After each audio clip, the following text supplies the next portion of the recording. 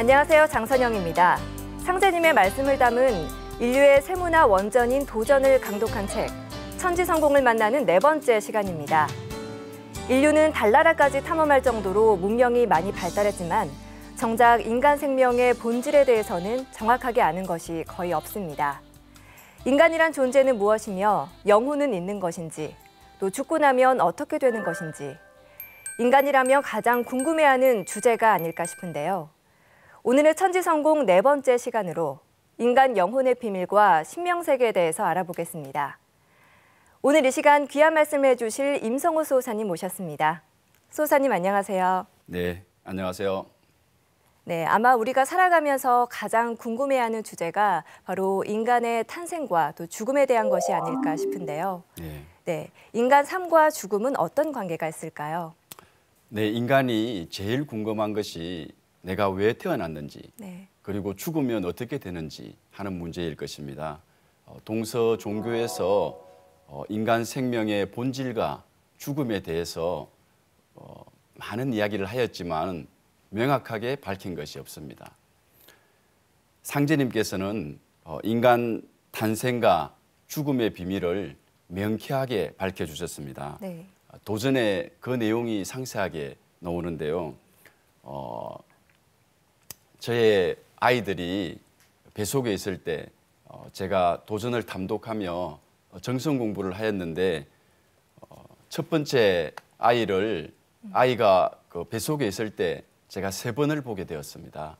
그리고 둘째 아이는 유산의 위기가 있었기 때문에 보름 동안 계속해서 그 아이를 보게 되었는데 태어나서 보니까 제가 꿈에서 본 그 아이들이 바로 지금 태어난 아이하고 똑같다는 것을 알게 되었습니다. 네.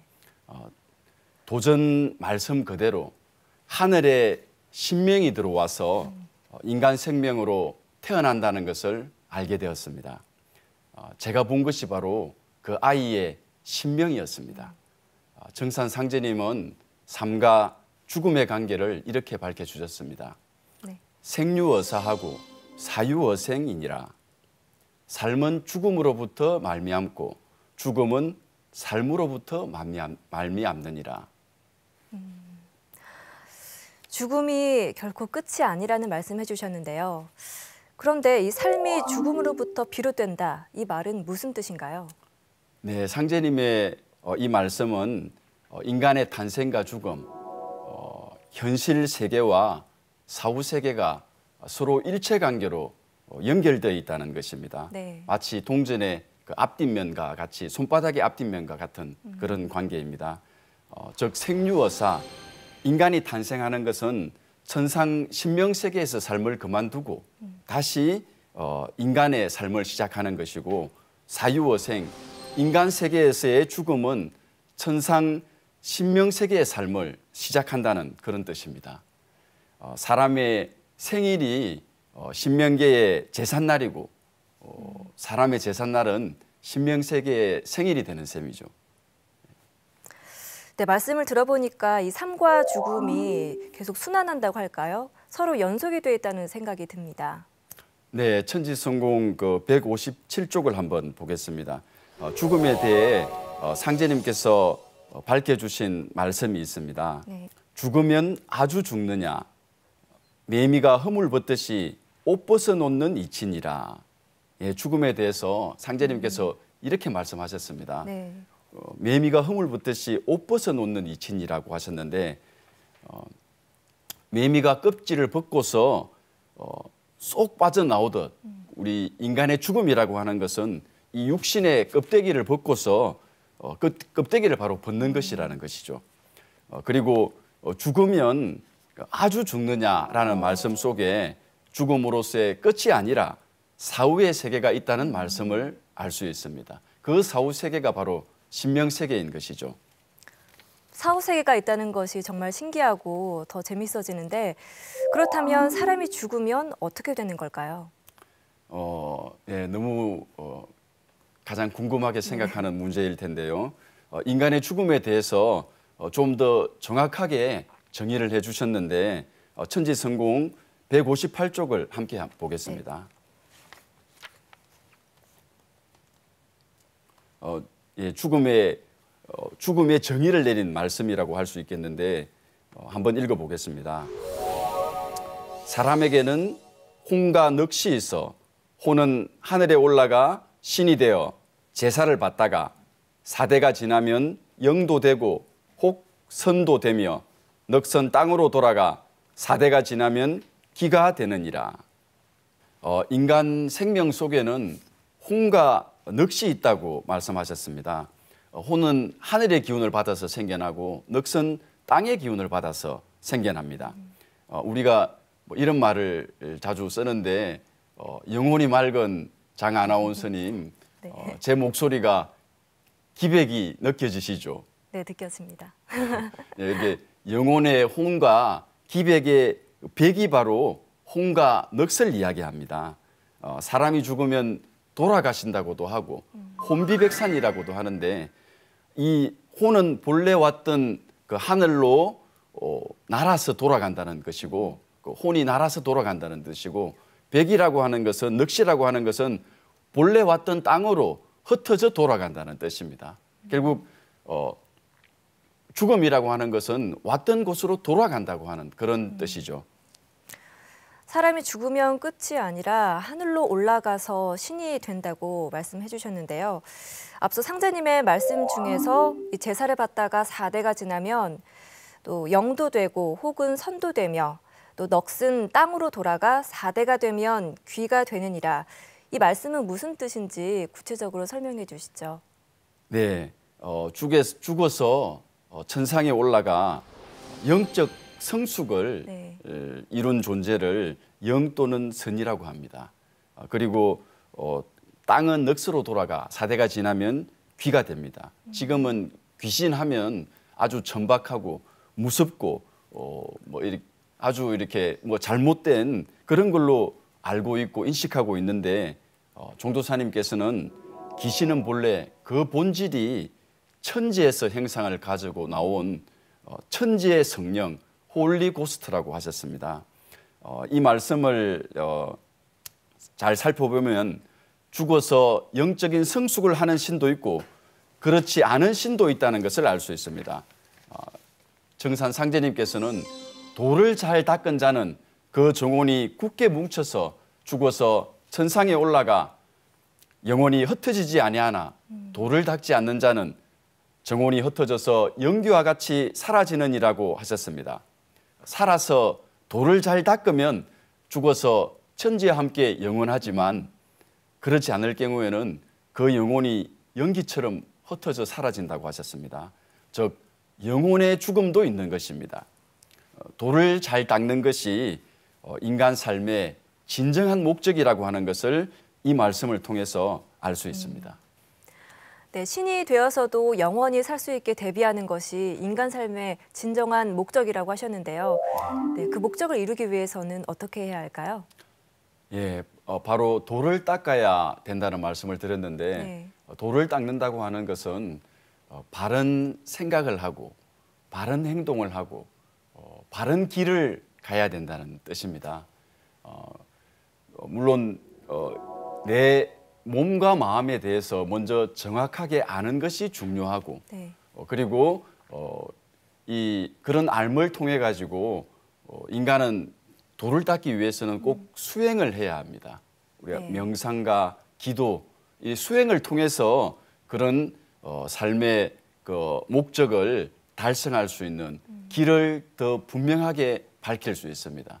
네. 이런 수행에 대한 문제는 다음 기회에 다시 한번 자세하게 네. 말씀드리도록 하겠습니다. 네, 지금까지 수호사님 말씀을 정리를 해보면 사람이 태어난 목적은 영적 성숙에 있고 사람이 죽어서도 그 영적 성숙을 이루기 위해서 계속 노력한다 이렇게 얘기할 수 있겠죠? 네, 네, 그렇습니다. 윤회라고 네. 들어보셨죠? 네, 윤회라면은 사람이 죽어서 다시 환생하는 거 아닌가요? 네, 그렇습니다. 환생을 하는데요. 윤회에 대해서 알 수 있는 상제님의 말씀이 있습니다. 천지성공 네. 163쪽을 한번 보시기 바랍니다. 우리가 시작할 때 살펴본 말씀인데요. 다시 한번 보겠습니다. 생유어사하고 사유어생하니라. 삶은 죽음으로부터 말미암고 죽음은 삶으로부터 말미암는다. 사람이 죽으면 천상에서 신명으로 태어나고 신명이 천상을 떠나 인간 세상으로 내려오면 사람으로 태어나는 것입니다. 신명이 다시 사람으로 오니 윤회를 하는 것이죠. 네. 그런데 이 중요한 것은 윤회가 끊임없이 계속되는 것이 아니라는 것입니다. 이에 대해서 알려면 우주 일년에 대해서 알아야 하는데요. 우주 일년은 천지가 사람 농사 짓는 시간대입니다. 그런데 봄, 여름은 성장하는 기간이고 가을은 성장을 멈추고 열매를 맺는 시기입니다. 천지성공 163쪽을 한번 보겠습니다. 윤회의 비밀에 대해서 밝혀주신 종도사님의 말씀이 있습니다. 제가 한번 종도사님 말씀을 네. 읽어보겠습니다. 우주 일년 변화로 볼 때 윤회는 영원히 계속되는 것이 아닙니다. 윤회는 우주의 여름철까지 진행되다가 가을이 되면 끊어집니다. 가을철은 인간이 성숙하여 열매를 맺는 수렴을 하는 때이기 때문입니다. 네. 따라서 인간의 윤회란 봄, 여름철 동안 천상과 지상을 오가면서 거치는 영적 진화와 성숙의 과정인 것입니다. 윤회의 과정은 사람이 영적 성숙을 위해서 네. 삶과 죽음을 반복하는 그런 과정입니다. 다시 말해서 구도의 과정이라고 보시면 됩니다. 인간 삶의 목적은 우주의 가을철에 성숙한 열매가 되는 것입니다. 온 인류를 여름철에서 가을철로 넘어갈 수 있도록 생명의 다리를 놓아주신 상제님을 만나야만 우주의 가을에 성숙한 인간이 될 수 있는 것입니다. 네. 그런데 앞서서 그 윤회 과정에 대해서 알아봤는데 윤회도 가을에 우주철이 되면 끝이 있다는 말씀이죠. 네, 그렇습니다. 네, 그러면 지금 이 순간을 정말 헛되게 보내지 말아야겠다 이런 생각이 드는데요. 네, 지금까지 사람의 죽음 이후의 과정에 대해서 살펴봤습니다. 이제 인간이 죽어서 가는 신명세계에 대해서 알아보고 싶습니다. 네, 169쪽에 나와 있는 상제님의 말씀을 제가 한번 읽어보겠습니다. 하늘도 수수천리이고 수많은 나라가 있어 이런 평지에서 사는 것하고 똑같다. 예, 우리가 사는 세상하고 똑같다는 말씀인데요. 신명세계는 육체가 없는 인간 세상입니다. 우리처럼 웃고 네. 울고 입고 먹고 마시고 육체만 없을 뿐 우리하고 똑같은 세상입니다. 그런데 이 신명세계는 하나만 있는 것이 아니라 수많은 나라가 있다고 지금 말씀하셨습니다. 네. 상제님 종도 중에 김송환 성도가 이런 질문을 하였습니다. 상제님, 한 가지 알고 싶은 것이 있습니다. 하늘 위에 무엇이 있는지 그것만 알면 죽어도 한이 없겠습니다. 예, 정말 궁금하게 생각한 그런 질문이었는데 상제님께서 말씀하시기를 하늘 위에 하늘이 있느니라 이렇게 말씀하셨습니다. 김송환 성도가 그 위에 또 무엇이 있습니까? 이게 또 물었더니 상제님께서 또 하늘이 있느니라 이렇게 9번을 대답을 하시고 그만두라고 말씀을 하셨습니다. 그래서 저 하늘이 구천으로 이렇게 벌어져 있다고 말씀하셨는데 구천으로 이렇게 벌어진 신명세계는 아래층으로 내려갈수록 이제 의식 수준이 더 낮고 좀 더 이기적이고 개인주의, 자기중심적인 신명들이 사는 하늘이고 구천인 그 높은 하늘로 상층으로 올라갈수록 영적인 경계가 훨씬 더 높은 성신들이 사는 세상입니다. 네. 그리고 상제님께서는 이 우주가 33천으로 구성되어 있다고 하셨습니다. 이 세상에는 200개가 넘는 나라가 있고 3천여 개의 족속들이 있는 것처럼 하늘나라도 똑같이 횡적으로는 33천, 종적으로는 9천의 수많은 하늘이 있습니다. 우리가 제아의 종소리라고 보신각종을 33번을 이제 치게 되는데 이 33번을 울리는 이유가 저 하늘 33천의 하늘까지 33천 하늘 끝까지 다 울려달라라고 하는 그런 의미로 33번을 치게 됩니다. 네.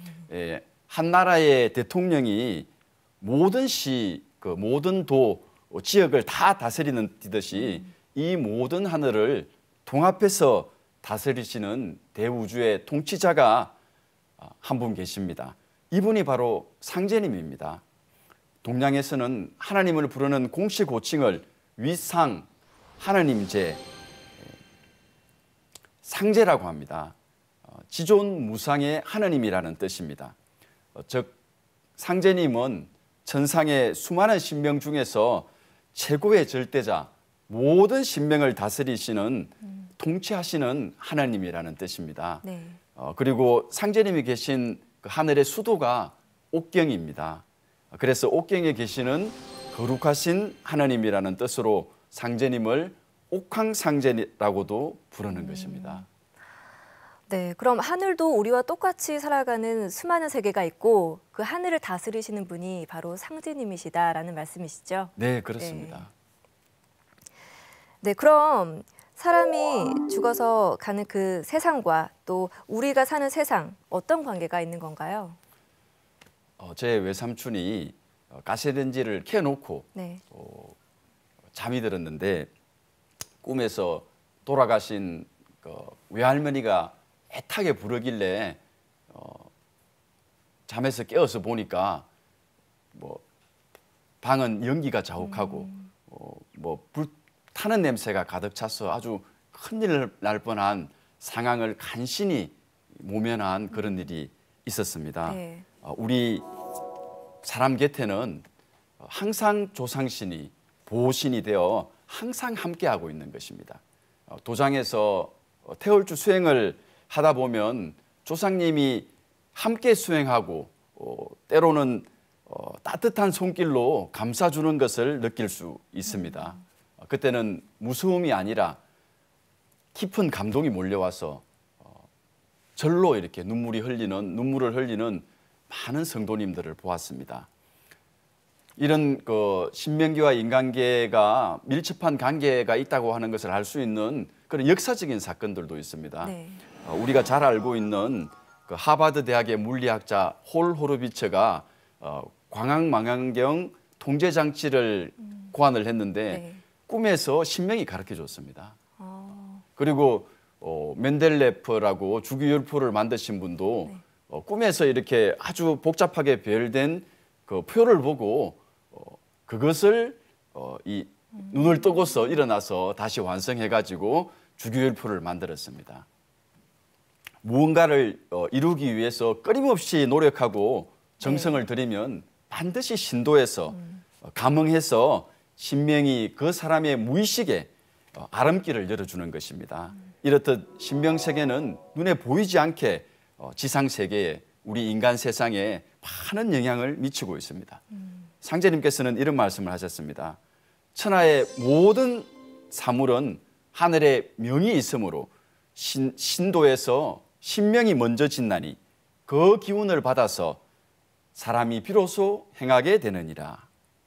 사람이 하는 행위는 신명세계가 선행하고 그 신명세계는 하늘의 이치를 그대로 따른다는 말씀입니다.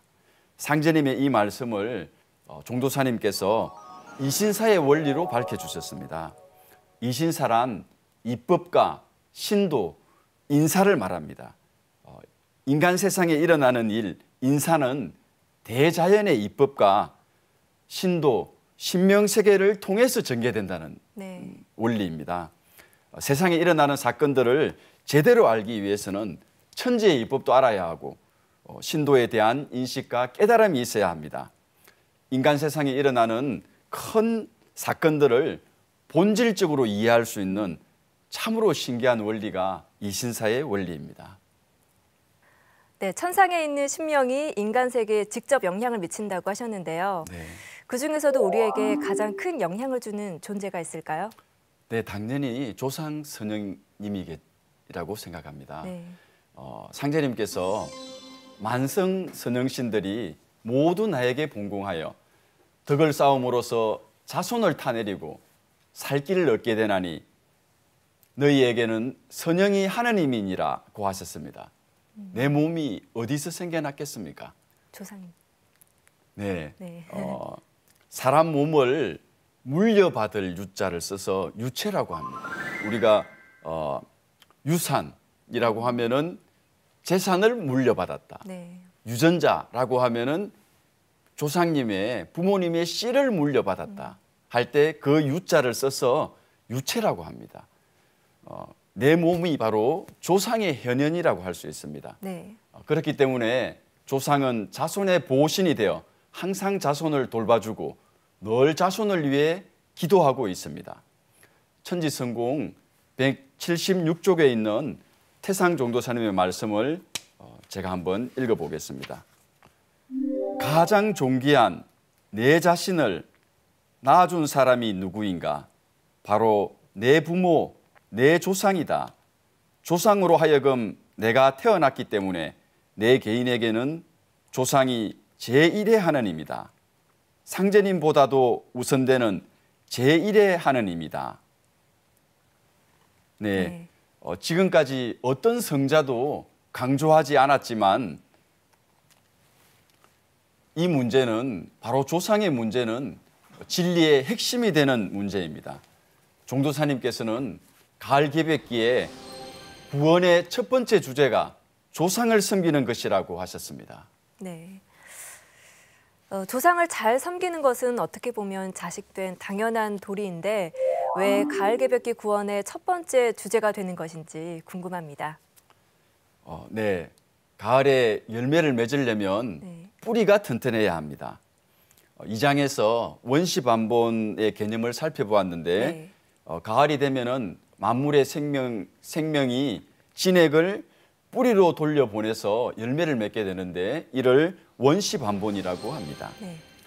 원시반본은 우주 가을철의 구원의 대전제입니다.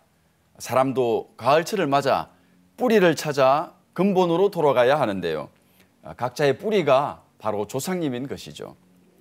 그러므로 가을 개벽기에는 특히 자신의 생명의 뿌리인 조상님을 찾고 모시는 것이 중요합니다. 네, 조상님이 자손의 뿌리라고 하셨는데요. 그러면 이 조상과 자손은 어떤 관계가 있는 것인지 구체적으로 설명해 주시기 바랍니다. 태상종도사님께서 아주 구체적으로 잘 설명을 해주셨습니다. 네. 천지성공 177쪽을 함께 보겠습니다. 이 조상과 자손의 관계에 대해 태상종도사님은 조상은 자손의 뿌리요, 자손은 조상 선영의 숨구멍이다. 자손이 하나도 없이 다 죽어버리면 조상 신명들은 숨구멍이 막혀서 죽는다고 하셨습니다. 네. 우리가 나무를 중간에서 베면은 잎은 바로 시들어버리고 뿌리는 서서히 썩어 없어지게 됩니다. 조상과 자손의 관계가 끊어지면 조상도 안 좋게 되고 자손은 바로 그 안 좋은 영향이 나타나게 됩니다. 네. 조상과 자손은 그 나무의 뿌리와 잎과 같이 서로 떨어질 수 없는 바로 그러한 관계입니다. 태상종도사님께서 자손은 조상의 숨구멍이다라고 하셨습니다. 조그마한 순 하나라도 있어야 고목이 살 수 있듯이 자손이 하나라도 살아남아야 조상이 살 수 있다고 하신 것입니다. 선영신이 우주의 가을에 열매가 되느냐, 쭉정이가 되느냐 하는 문제는 자손에게, 바로 나에게 달려 있습니다. 조상과 자손이 가을 개벽기에 함께 열매 맺는 이치 때문입니다. 네, 가을 개벽기에 나이 뿌리인 조상을 찾고 잘 모셔야겠다는 생각이 드는데요. 그런데 요즘에는 제사를 지내는 집이 점점 줄어들고 있는 것 같아요. 참 안타까운데 어떻게 생각하고 계십니까? 네, 진짜 참으로 안타깝습니다. 네. 물론 저는 어려서부터 제사 지내는 것이 참 좋았습니다. 어머니가 실제로 조상님이 오신 것처럼 대문도 열어놓고 인사도 하고 그간의 사정을 상세하게 다 말씀드리고 그런 모습을 보고 야 진짜 조상님이 오셨구나 이렇게 생각을 하였습니다. 그렇지만 요즘은 네. 물질주의에 너무 치우쳐서 눈에 보이지 않는 것은 전혀 믿지 않는 아예 생각하지도 않는 조상은 아예 생각하지도 않는 그런 시대가 되어버려서 너무나 안타깝습니다. 네. 제사를 지내도 대부분 형식적으로 지냅니다. 하지만 제사를 지내면 조상님이 실제로 오시거든요. 그리고 제사 지내는데 항상 즐겁게 참여하고 정말 맛있는 제사 음식을 꼭 먹어야 됩니다. 이를 음복이라고 하는데 조상님께서 내려주신 복을 자손들이 받아 먹는 것이 바로 음복입니다. 제사는 생명의 뿌리인 조상 하느님을 경배하고 그 은혜를 기리는 성스러운 의식입니다. 그래서 우리는 꼭 네. 조상님께 감사하고 그 감사를 말뿐이 아니고 꼭 제사를 지내야 합니다. 상제님의 말씀을 한번 들려드리겠습니다. 상제님께서는 조상은 아니 위하고 나를 위한다 함은 부당하나니 조상의 제사를 극진히 받들라. 사람이 조상에게서 몸을 받은 은혜로 조상 제사를 지내는 것은 천지의 덕에 합하느니라고 하셨습니다. 선영에게 몸을 받아 태어났기 때문에 선영을 먼저 모신 후에 조상을 먼저 모신 후에 상제님을 섬기라고 하신 것입니다. 우리 조상님이 제일 고맙고 제일 존귀한 바로 첫 번째 하느님입니다. 그래서 조상님의 은혜에 보온하는 그 가장 기본적인 예식이 제사이기 때문에 꼭 지내야 한다고 생각합니다. 네, 제사가 정말 그렇게 깊은 뜻이 담겨 있는데 더 정성껏 모셔야겠다는 생각이 듭니다. 네, 당연히 그래야죠. 그리고 조상을 섬기는 또 다른 방법으로 천도식이 있습니다. 네. 천도식은 조상의 원한을 풀어드리고 나아가 조상을 상제님의 대도세계로 인도하는 아주 거룩한 예식입니다. 가을개백기의 구원은 나 자신만의 구원이 아닙니다. 내가 구원받음으로써 천상에 있는 수백 대의 조상이 함께 구원받게 됩니다. 가을개백기에는 상제님의 진리를 만나서 조상과 함께 후천으로 넘어가야 합니다. 그러기 위해서는 조상님께 대한 보온의식을 가지고 조상을 극진히 모셔야 하는 것입니다. 네, 천도식을 통해서 조상님의 원한을 풀어준다고 하셨는데요. 그 원한이라는 것은 무엇일까요? 네, 원이라고 하는 것은 남에게 일방적으로 당해서 네. 가슴이 아픈 어떤 개별적인 정서를 이야기합니다. 제가 아는 지인이 최근에 이혼을 하게 되었는데 그 남편이 백수건달로 바람도 피우고 그랬었는데 그것도 참다가 그 남편의 폭행을 견디지 못해가지고 결국 이혼을 하였습니다. 그분이 지금도 이제 남편 그 시댁으로부터 가족으로부터 전화가 오면은 그냥 온몸이 부르르 떨면서 그냥 어쩔 줄을 모르는 이제 그런 바로 그것이 그러한 상처가 한이 되어 가지고 그 시간이 지나도 그 생각만 떠오르면은 한이 되는 바로 그것이 원입니다. 이게 일방적으로 당한 상처가 바로 원이고 한이라고 하는 것은 인간이 성숙해가는 과정에서 입은 상처가 축적되어서 한이 됩니다. 네. 내가 집안이 너무 가난한 것이 한이 되었다. 아니면은 어릴 때 부모님이 돌아가신 것이 한이 되었다. 저의 그 처형이 집안 형편이 어렵고 동생은 많아서 학교를 제대로 다니지 못했습니다. 그래서 한이 맺혔는데 장모님이 돌아가시기 얼마 전에 이런 이야기를 했습니다. 공부를 제대로 못 시켜서 정말 미안하다. 뒷받침을 해주었으면 크게 성공했을 텐데 정말 미안하다. 이 말을 듣고 나서 제 처형이 그 수십 년 동안 가슴에 가지고 있던 한이 이렇게 풀어졌다고 네. 하는 이야기를 들었습니다. 사람은 살아가면서 수많은 원가, 수많은 그 한을 가지게 됩니다. 아마도 원가 한이 없는 사람은 없을 것입니다. 네. 인간이 죽으면 끝이 아니다. 끝이 아니고 신명이 되어 하늘에서도 살아간다고 하는 것 사실을 안다면은 이 원한의 문제가 얼마나 중요하고 얼마나 무서운지 알 수 있을 것입니다. 전설의 고향에서 죽어서도 꼭 복수하리라고 하는 말은 절대 틀린 말이 아닙니다. 상제님께서는 원한의 파괴력을 이렇게 말씀하셨습니다. 한 사람의 원한이 능히 천지 기운을 막느니라. 또 말씀하셨습니다. 선천은 상극의 운이라. 상극의 이치가 인간과 만물을 맡아 하늘과 땅에 전란이 그칠 새 없었나니 그리하여 천하를 원한으로 가득 채운다고 하셨습니다. 이 상극의 원한이 폭발하면 우주가 무너져 내린다고 이렇게까지 말씀하셨습니다. 그런데 그 원한의 문제가 인간 세상을 멸망시킬 정도로 그 파괴력이 큰데 그 원한이라는 것이 영향력이 그렇게 큰가요? 네, 원한의 문제는 좀 전에 말씀드린 것과 같은 개인적인 문제만 있는 것이 아니고 아주 인류 역사를 전쟁의 역사라고 합니다. 네. 이게 뭐 지금까지 전쟁이 없는 시간들이 없는 그런 역사였었는데 전쟁터에서 쌓여온 그런 원한이 계속 쌓여와 가지고 사실 이 세상뿐만 아니고 이 우주도 멸망할 정도에 이르렀다고 할 수 있습니다.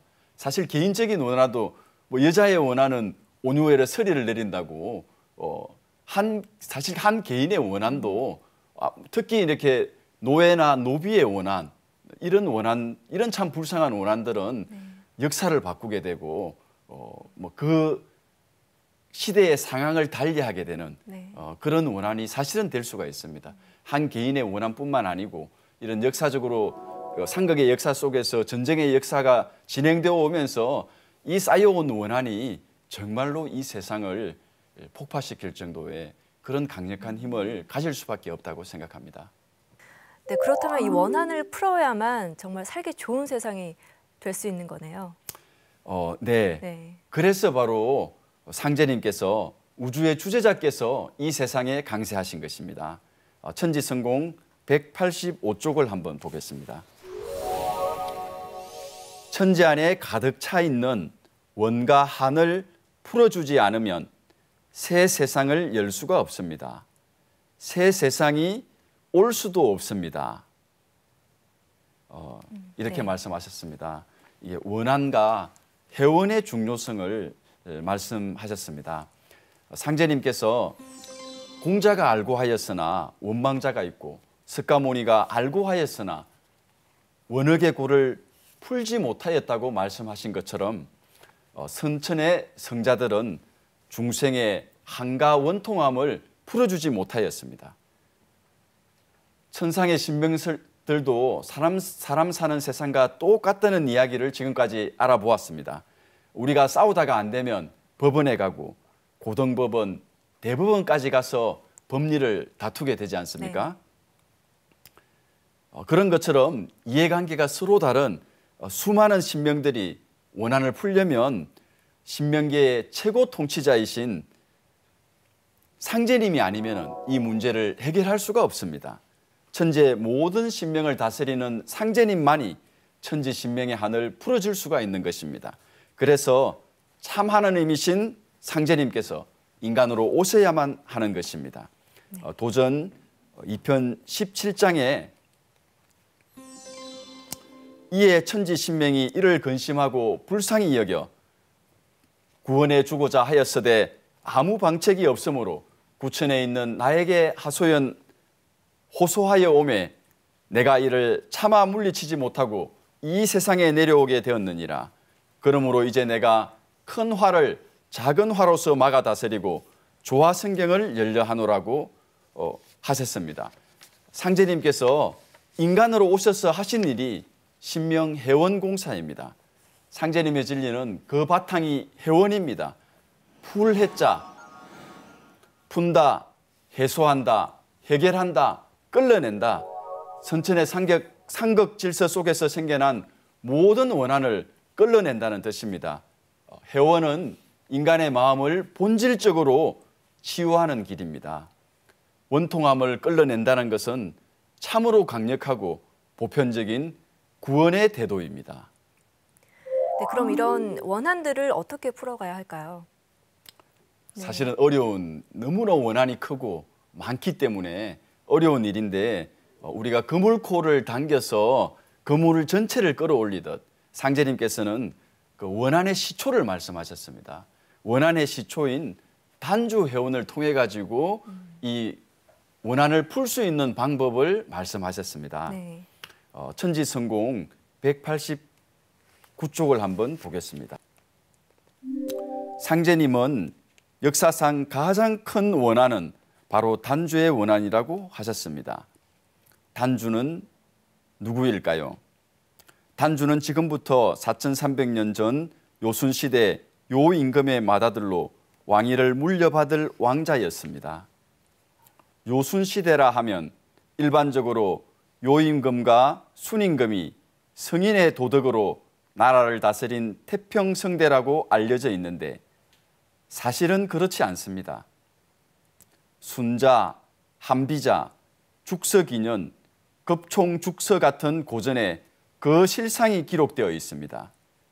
요임금은 처음 왕위에 오를 때부터 무력으로 자기 이복형을 내치고 자리를 차지하였습니다.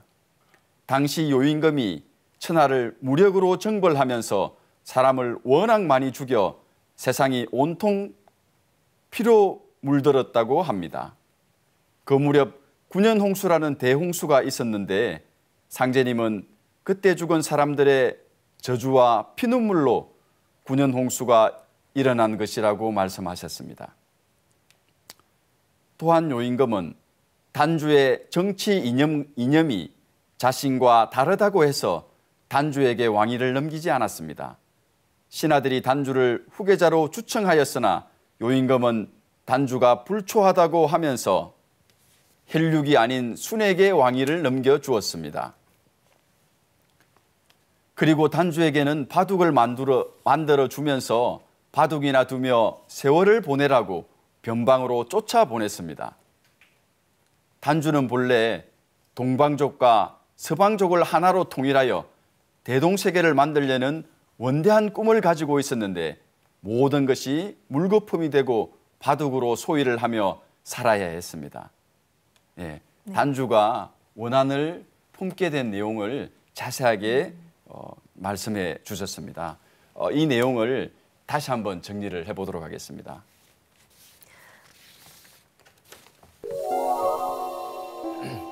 방금 읽어본 천지성공에 나와 있는 내용 단주의 원한을 두 가지로 살펴볼 수 있습니다.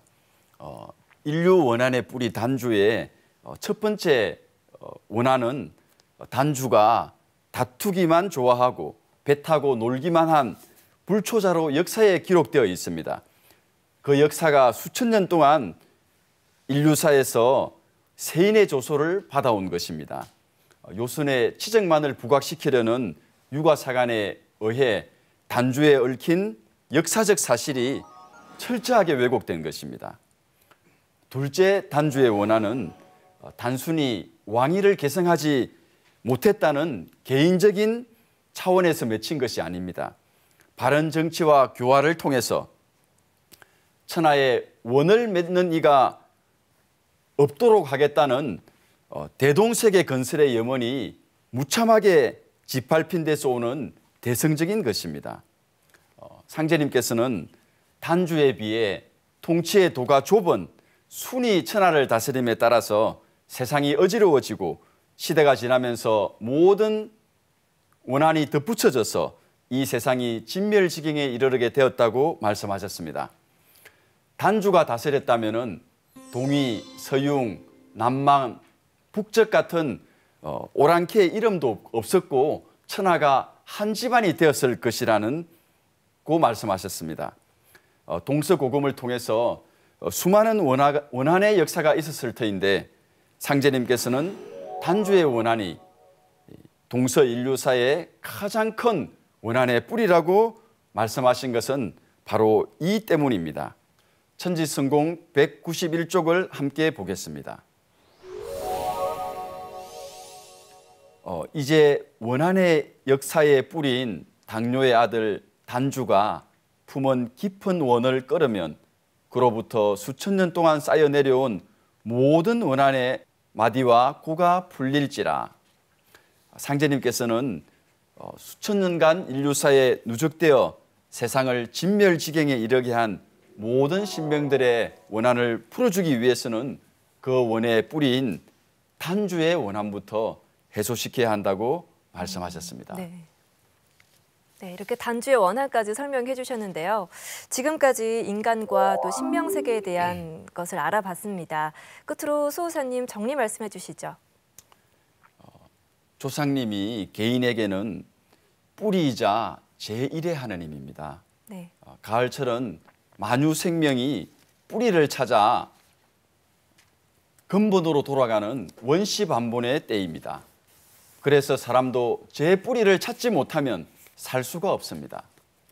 진짜 성공, 천지 성공은 자신의 뿌리인 조상을 다 함께 성공시키는 것입니다.